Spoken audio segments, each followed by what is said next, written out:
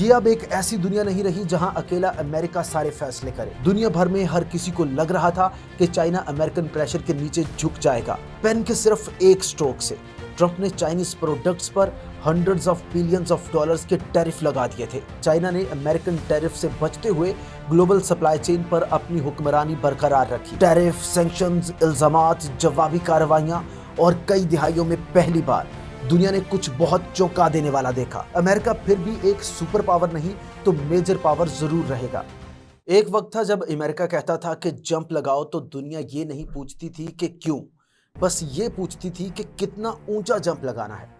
United states सिर्फ एक country नहीं था, ये मॉडर्न हिस्ट्री की एक ऐसी एम्पायर थी जो एक ग्लोबल पुलिस ऑफिसर की तरह थी, एक टेक जाइंट, एक मिलिट्री मशीन और डॉलर पर चलने वाली वर्ल्ड इकोनॉमी का एक ऐसा गैंगस्टर जो अकेला डॉलर्स प्रिंट और कंट्रोल कर सकता था। लेकिन फिर इस गैंगस्टर से एक बड़ी भयानक गलती हो गई। इसने चाइना के साथ ट्रेड वॉर शुरू कर दी। टैरिफ, सैंक्शंस, इल्जामात, जवाबी कार्रवाइयां और कई दिहाइयों में पहली बार दुनिया ने कुछ बहुत चौंका देने वाला देखा, कुछ ऐसा जो इससे पहले कभी नहीं हुआ था। दुनिया की ये सोल सुपर पावर जीत नहीं पा रही थी और मध्य मुकाबल भी लड़ाई से पहले ही घुटने टेकने की बजाय मजबूती से अपनी पोजीशन पर जमा खड़ा था। चाइना ने ना सिर्फ प्रेशर का डटकर मुकाबला किया बल्कि उसने जवाबी कार्रवाई भी की और उसने अडॉप्ट किया और खुद को इवॉल्व किया, और इसी सब के चलते एस्टेब्लिश्ड वर्ल्ड ऑर्डर की बुनियादें हिलने लगी। आज की इस वीडियो में मैं आपको बताऊंगा कि यूएस चाइना ट्रेड वॉर में सिर्फ मार्केट्स ही क्रैश नहीं की बल्कि अमेरिका का हमारी इस दुनिया पर अनचैलेंज्ड रूल भी क्रैश कर गया है। और इस वीडियो में हम प्रूव करेंगे कि US is no more a sole super power of this world.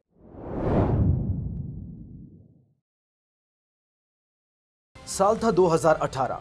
Donald Trump उस वक्त फर्स्ट टाइम अमेरिका के प्रेसिडेंट बने थे और उन्होंने पावर में आते ही वो चीज शुरू कर दी जिसे वो अमेरिकन जॉब्स की प्रोटेक्शन के लिए इकोनॉमिक वॉर कहा करते थे। पेन के सिर्फ एक स्ट्रोक से ट्रंप ने चाइनीज प्रोडक्ट्स पर hundreds of billions of dollars के टैरिफ लगा दिए थे। उनका मैसेज बिल्कुल क्लियर था, America first and China has to pay the price. Beijing ने भी बराबर की ताकत से जवाब दिया और अमेरिकन सोयाबीन, गाड़ियों और टेक पार्ट्स पर टैरिफ बढ़ा दिया। 2018 में शुरू होने वाला ये कन्फ्लिक्ट कोई मामूली ट्रेड वॉर नहीं थी, बल्कि ये दो इंटरनेशनल जाइंट्स के दरमियान एक फुल स्केल कन्फ्रंटेशन की शुरुआत थी। वही तसादुम जो आज ग्लोबल इकोनॉमी की सांसें बंद कर रहा है। इस कन्फ्रंटेशन में दोनों पार्टीज 21st सेंचुरी की दुनिया पर डोमिनेंस हासिल करना चाहती हैं। स्टील और इंटेलेक्चुअल प्रॉपर्टी से शुरू होने वाला ये कन्फ्लिक्ट आज एक full scale tech war, currency war और एक जियोपॉलिटिकल कोल्ड वॉर में तब्दील हो चुका है। दुनिया भर में हर किसी को लग रहा था कि चाइना अमेरिकन प्रेशर के नीचे झुक जाएगा, क्योंकि कोई भी आज तक कभी अमेरिका का मुकाबला कर ही नहीं पाया था। लेकिन इस मर्तबा हिस्ट्री चेंज होने वाली थी और वर्ल्ड लीडरशिप शॉक्ड।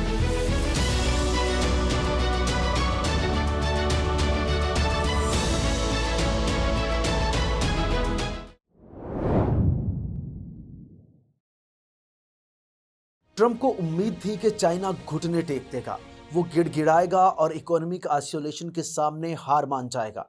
लेकिन इसकी बजाय सब कुछ उलट हो गया। चाइना ने गेम के रूल्स ही चेंज कर दिए। टैरिफ के सामने झुकने की बजाय चाइना ने अपनी स्ट्रेटजी और इकोनॉमिक पावर को इवॉल्व किया। उसने खामोशी से अपनी प्रोडक्शन को चाइना से बाहर बाकी कंट्रीज लाइक वियतनाम, मलेशिया और इंडोनेशिया तक फैला दिया, और इस तरह चाइना ने अमेरिकन टैरिफ से बचते हुए ग्लोबल सप्लाई चेन पर अपनी हुक्मरानी बरकरार रखी। इसके बाद 2022 तक वियतनाम की अमेरिका को एक्सपोर्ट्स 25% इंक्रीज हो चुकी थी, जिसमें से ज्यादातर फैक्ट्रीज के ओनर्स चाइनीज थे, जिन्होंने अपनी प्रोडक्शन अमेरिकन टैरिफ की वजह से वियतनाम ट्रांसफर कर दी थी। चाइना अब भी अपनी प्रोडक्ट्स सेल कर रहा था, बस सिर्फ लेबल चेंज कर दिया था, और ग्लोबल सप्लाई चेन अब भी चाइनीज कंट्रोल में ही थी। एक तरफ चाइना अपनी प्रोडक्शन चेन को डाइवर्सिफाई कर रहा था, तो दूसरी तरफ बड़ी बड़ी चाइनीज टेक कंपनीज जैसे हवावे और SMIC ने होममेड चिप मैन्युफैक्चरिंग में बिलियंस ऑफ डॉलर्स की इन्वेस्टमेंट शुरू कर दी थी, ताकि टेक्नोलॉजी डेवलपमेंट में अमेरिकन डिपेंडेंस से मुकम्मल तौर पर बाहर निकला जा सके। अमेरिकन सैंक्शंस के बावजूद 2023 में चाइना की सेमीकंडक्टर्स प्रोडक्शन में 33% इजाफा हुआ, जो इस बात का प्रूफ था कि अमेरिकन प्रेशर सिर्फ चाइना को डिपेंडेंट से आज़ाद कर रहा है। हालांकि ट्रंप के इन तमाम एक्शंस के पीछे का मोटिव भी यही था कि अमेरिका की चाइना पर डिपेंडेंस को खत्म किया जाए और प्रोडक्शन इंडस्ट्री को वापस अमेरिका लाया जाए। लेकिन इस स्ट्रेटेजी का रिजल्ट बिल्कुल ऑपोजिट आ रहा था और 2022 तक अमेरिका की चाइना से इंपोर्ट्स 536.8 बिलियन डॉलर्स तक पहुंच गई थी। इसके अलावा चाइना ने डुअल सर्कुलेशन स्ट्रेटेजी भी शुरू कर दी थी, एक पावरफुल इकोनॉमिक डॉक्ट्राइन जिसमें इंटरनल ग्रोथ, सेल्फ रिलायंस और डोमेस्टिक कंजम्पशन बढ़ाने पर जोर दिया गया। चाइनीज मिडिल क्लास, जो अब 400 मिलियन से भी ऊपर पहुंच चुकी थी, इसका नया इकोनॉमिक इंजन बन गई थी। इसी दौरान चाइना ने अपने बेल्ट एंड रोड इनिशिएटिव को भी तेज कर दिया, जिसमें अफ्रीका, सेंट्रल एशिया और मिडिल ईस्ट में इंफ्रास्ट्रक्चर प्रोजेक्ट्स पर $1 ट्रिलियन से ज्यादा की इन्वेस्टमेंट की गई। ट्रेड रूट्स को नए सिरे से डिजाइन किया गया और स्ट्रेटेजिक अलायंस को हासिल किया गया। तो जब अमेरिका सैंक्शंस और टैरिफ का पुराना खेल खेल रहा था, तब चाइना ग्लोबल ट्रेड के रूल्स रीराइट कर रहा था। ड्रैगन ने गरजने की बजाय एवोल्यूशन पर फोकस किया और खुद को सोल सुपर पावर समझने वाले अमेरिका को खुद उसी के मैदान में पछाड़ दिया।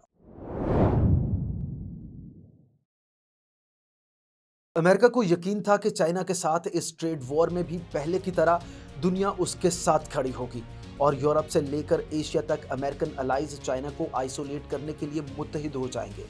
मगर दुनिया का रिएक्शन बहुत मुख्तलिफ था, क्योंकि जब अमेरिका पॉलिटिकल वॉर लड़ रहा था, उस वक्त चाइना दुनिया के साथ बिजनेस कर रहा था। यूरोप की इकोनॉमिक पावर जर्मनी की ही मिसाल ले लें। ट्रेड टेंशंस के दौरान भी जर्मनी ने चाइना के साथ बिलियंस ऑफ डॉलर्स के ट्रेड एग्रीमेंट्स किए। सिर्फ 2022 में ही जर्मनी की चाइना को एक्सपोर्ट्स 106.8 बिलियन यूरोस तक पहुंच गई, जिससे चाइना जर्मनी का सबसे बड़ा ट्रेड पार्टनर बन गया था। फ्रांस और इटली ने भी इसी रास्ते पर चलते हुए कन्फ्रंट्रेशन की बजाय कोऑपरेशन का इंतखाब किया। फ्रेंच प्रेसिडेंट इमैनुअल मैक्रोन ने 2023 में एक बड़े बिजनेस डेलीगेशन के साथ बीजिंग का विजिट किया और एयर स्पेस और एनर्जी के नए एग्रीमेंट्स बीजिंग के साथ साइन किए। अफ्रीका में 50 से ज्यादा कंट्रीज ने चाइना के साथ इंफ्रास्ट्रक्चर एग्रीमेंट्स किए। कीनिया में रेलवे से लेकर जिबूती में पोर्ट्स तक चाइना इस कॉन्टिनेंट का सबसे बड़ा इन्वेस्टर बन गया। जबकि इस सारे वक्त में अमेरिका इन्वेस्टमेंट और डेवलपमेंट में मुकाबला करने की बजाय दुनिया भर में एग्रेशन और कन्फ्लिक्ट पर मूड कर रहा था। खुद भारत, जो अमेरिकन एलाई समझा जाता है, उसने भी चाइना के साथ अपने ट्रेड रिलेशंस जारी रखे और 2023 में भारत और चाइना के दरमियान बायलैटरल ट्रेड 136 बिलियन डॉलर्स तक पहुंच गई, जो कि इन दोनों कंट्रीज की हिस्ट्री में सबसे बड़ा नंबर है। हालांकि इन दोनों के बॉर्डर कन्फ्लिक्ट अभी भी हल नहीं हो पाए थे। इसके अलावा मिडिल ईस्ट, जहां कभी अमेरिकन इन्फ्लुएंस का गलबा था, वहां भी चाइना ने 2023 में सऊदी अरब और ईरान के दरमियान एक हिस्टोरिक पीस एग्रीमेंट करवाया। ये वो डेवलपमेंट थी जो वाशिंगटन दहाइयों से नहीं कर सका था, बल्कि अमेरिका तो खुद दुश्मनी की इस आग को हवा देता आ रहा था। तो फर्क वाजे था, एक तरफ वॉर तो दूसरी तरफ पीस। इस सब से एक बात तो वाजे हो गई थी कि दुनिया भर के कंट्रीज कोल्ड वॉर नहीं चाहते थे, बल्कि हर कोई कोल्ड कैश चाहता था। इसीलिए दुनिया इस ट्रेड वॉर में पार्टी नहीं बनी, बल्कि सब ने पॉलिटिक्स पर प्रॉफिट को चूज किया और अमेरिका, जो लॉयल्टी एक्सपेक्ट कर रहा था, वो इस रेस में बहुत पीछे रह गया। इस सब के बावजूद एक चीज ऐसी थी जो अमेरिकन वर्ल्ड डोमिनेंस को अभी तक मजबूत बनाए हुए थी, और वो थी अमेरिकन करेंसी, यानी डॉलर। कई दिहाइयों तक अमेरिकन डॉलर सिर्फ एक करेंसी नहीं, बल्कि ये एक हथियार बना रहा है जो अमेरिकन ग्लोबल कंट्रोल का सिंबल समझा जाता था। अगर कभी अमेरिका किसी मुल्क को सजा देना चाहता, तो वो बस उन्हें डॉलर के सिस्टम से बाहर कर देता था, जिसे स्विफ्ट सिस्टम कहा जाता है, और इसी सिस्टम पर पूरी दुनिया का बैंकिंग सिस्टम चलता है। मगर जब अमेरिका ने ट्रेड वॉर शुरू की, तो कुछ बहुत अनएक्सपेक्टेड हुआ। बहुत से कंट्रीज ने डॉलर के शिकंजे से बचने के तरीके तलाश करना शुरू कर दिए। चाइना और रूस ने अपनी बायलैटरल करेंसीज में ट्रेड करना शुरू कर दिया और 2023 तक उनकी ट्रेड की 90% से ज्यादा पेमेंट्स डॉलर की जगह पर युआन और रूबल में होने लगी थी। इसके अलावा ब्रिक्स अलायंस में ब्राजील, रूस, इंडिया, चाइना और साउथ अफ्रीका ने एक नई रिजर्व करेंसी प्रपोज कर दी, जिसको इन कंट्रीज की नेशनल करेंसीज और गोल्ड रिजर्व से बैक किया जाएगा। और साथ ही 2024 में इन कंट्रीज ने क्रॉस बॉर्डर सेटलमेंट के लिए एक वर्किंग मॉडल भी अनाउंस कर दिया, जिसमें स्विफ्ट या डॉलर का इस्तेमाल नहीं किया जाएगा। इसके अलावा सऊदी अरब, जो कभी पेट्रो डॉलर का पिलर माना जाता था, उसने भी दुनिया को उस वक्त शॉक कर दिया जब चाइना के साथ युआन में ऑयल सेल करने का एग्रीमेंट साइन कर लिया। लेकिन इससे भी कहीं ज्यादा खतरनाक डेवलपमेंट्स इंतहाई खामोशी से अंडर सरफेस चल रही थी। दुनिया भर के reserve banks American treasury bonds को बड़ी खामोशी से डंप करके अपने गोल्ड रिजर्व बढ़ा रहे थे। सिर्फ 2022 में ही ग्लोबल सेंट्रल बैंक्स ने 1136 टन सोना खरीदा, जो 1967 के बाद सबसे ऊंची सतह थी। यहां तक कि यूरोप ने भी डॉलर पर डिपेंडेंस के लॉन्ग टर्म खतरात पर बात करना शुरू कर दिया। ये प्रोसेस और भी ज्यादा तेज हो गया जब अमेरिका ने अपनी करेंसी को ईरान, वेनेजुएला और रूस जैसे मुखालिफिन पर सैंक्शंस लगाने के लिए हथियार के तौर पर इस्तेमाल किया। इसलिए आज gold prices historic highest level पर मौजूद हैं। सोना महंगा होता जा रहा है क्योंकि बड़े बड़े देश इसे खरीदकर अपने रिजर्व बना रहे हैं। आने वाले दिनों में आप देखेंगे कि स्टॉक मार्केट की जगह डॉलर हेडलाइंस बना रहा होगा, क्योंकि दुनिया पहले ही इससे बचने के रास्ते ढूंढ रही है। ट्रेड वॉर ने डॉलर की वल्नरेबिलिटी एक्सपोज कर दी है और अब डॉलर रजीम अपनी आखिरी सांसें ले रही है, जिसके साथ ही अमेरिकन एम्पायर भी अपने अंजाम को पहुंच जाएगी। ऐसा नहीं है कि डॉलर रजीम के खात्मे या दुनिया के अमेरिकन एग्रेशन के चुंगल से निकलने से अमेरिका बिल्कुल इररेलेवेंट हो जाएगा। अमेरिका फिर भी एक सुपर पावर नहीं तो मेजर पावर जरूर रहेगा, वैसे ही जैसे रशिया आज भी एक बड़ी ताकत के तौर पर देखा जाता है। अमेरिका की फौज बेमिसाल है। इसका टेक्नोलॉजी सेक्टर इनोवेशन में आज भी सबसे आगे है। इसका इन्फ्लुएंस ग्लोबल लेवल पर है, मगर कोल्ड वॉर के बाद पहली बार ऐसा है कि पावर पॉलिटिक्स के टॉप पर अमेरिका अकेला नहीं है। एक ऐसी यूनिपोलर वर्ल्ड जहां अमेरिका ग्लोबल पॉलिसी, ट्रेड और आइडियोलॉजी को डिक्टेट करता था, अब ये दुनिया बहुत बदल चुकी है और इसकी जगह एक नई मल्टीपोलर रियलिटी इमर्ज कर रही है, जहां चाइना अमेरिका को ट्रेड में टक्कर दे रहा है, जहां भारत ग्लोबल टेक्नोलॉजी में अपनी पोजीशन मजबूत बना रहा है, जहां रूस, ब्राजील, ईरान और बाकी कंट्रीज अमेरिकन पॉलिसी को चैलेंज कर रहे हैं, और वो भी बमों से नहीं बल्कि बैंकों, रिसोर्सेज और अलायंसेस के साथ। ये अब एक ऐसी दुनिया नहीं रही जहां अकेला अमेरिका सारे फैसले करे। ये एक स्ट्रेटेजिक बैलेंस वाली दुनिया बन चुकी है।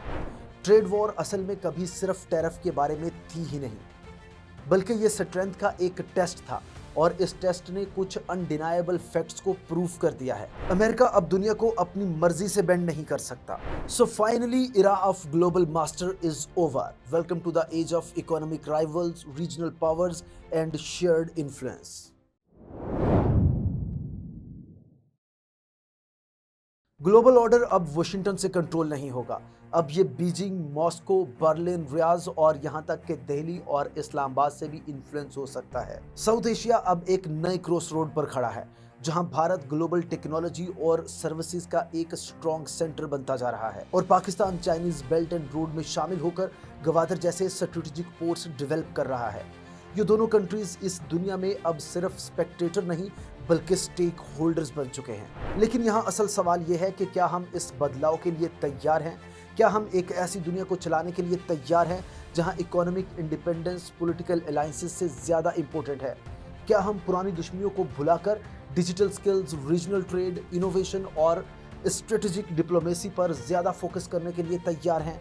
क्योंकि इस न्यू इमर्जिंग वर्ल्ड में ये नहीं होगा कि कौन अमेरिका के साथ है या कौन चाइना के साथ खड़ा है, बल्कि इस नई दुनिया में वही विनर होगा जो अपने लोगों और कंट्री के लिए खड़ा होने को तैयार होगा। मल्टीपोलर वर्ल्ड कोई थ्रेट नहीं है, बल्कि ये एक मौका है। ये एक मौका है भारत, पाकिस्तान और पूरे रीजन के लिए कि अपने फ्यूचर को री इमेजिन करें और किसी के गेम की प्यादे बनने की बजाय अपनी तकदीर के खिलाड़ी बने और अपने लिए दुनिया फतह करें। क्योंकि ताकत अब विरासत नहीं रही, ये अब बिल्ड की जाती है, अर्न की जाती है या फिर छीनी जाती है। Old world is over now and the new is already here. अगर इस न्यू ग्लोबल ऑर्डर ने आपको भी सोचने पर मजबूर किया हो तो इस वीडियो को लाइक जरूर करें, शेयर करें और चैनल को सब्सक्राइब करके ऐसे हकाइक को जानें जो आपके फ्यूचर को रीशेप कर सकते हैं। क्योंकि दुनिया तेजी से बदल रही है और आपको ये जानने का पूरा हक है कि असल में हो क्या रहा है, और ये सच आपको हम बताएंगे।